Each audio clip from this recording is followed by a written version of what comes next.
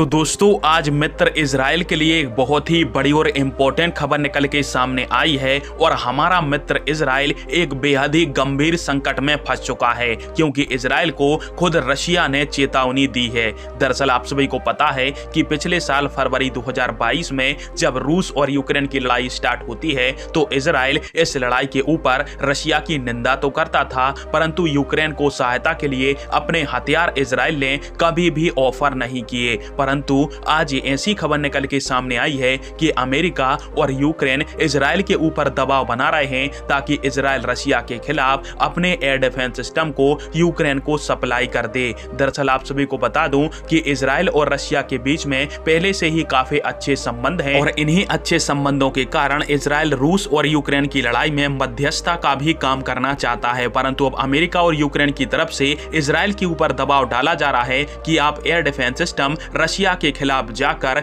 Ukraine को प्रदान कर दो, जिस पर रूस भड़क चुका है और रूस ने इजराइल को सीधी चेतावनी दी है। जिस चेतावनी में रशिया ने कहा है कि यदि इजराइल की तरफ से किसी भी प्रकार के हथियार कीव के समर्थन में दिए गए तो यह इजराइल और रशिया के संबंधों के लिए अच्छा नहीं होगा। दरअसल इजराइल और रशिया के संबंध इसलिए अच्छे हैं क्योंकि जब भी इजराइल की तरफ से आतंकवादियों को उड़ाने के लिए सीरिया के अंदर एयर स्ट्राइक करी जाती है तो रशिया इस एयर स्ट्राइक के ऊपर अपने एयर डिफेंस सिस्टमों को न्यूट्रल कर लेता है, क्योंकि सीरिया के अंदर जो एरोस्पेस है वो पूरा रशिया के काबू में है। और यदि रूस और इसके अलावा इजराइल के बीच में संबंध बिगड़ते हैं तो सीरिया के अंदर जो आतंकवादी संगठन हैं उनको एक प्रकार से रूस का संरक्षण मिल जाएगा और फिर इजराइल चाहकर भी उन आतंकवादियों को नहीं मार पाएगा, जो कि इजराइल के लिए एक बहुत ही बड़ा खतरा होगा। क्योंकि कई सारी रिपोर्टों के मुताबिक उन आतंकवादियों के पास ईरान की बहुत ही लंबी दूरी तक मान करने वाली हजारों की संख्या में मिसाइल हैं जो कि इजराइल के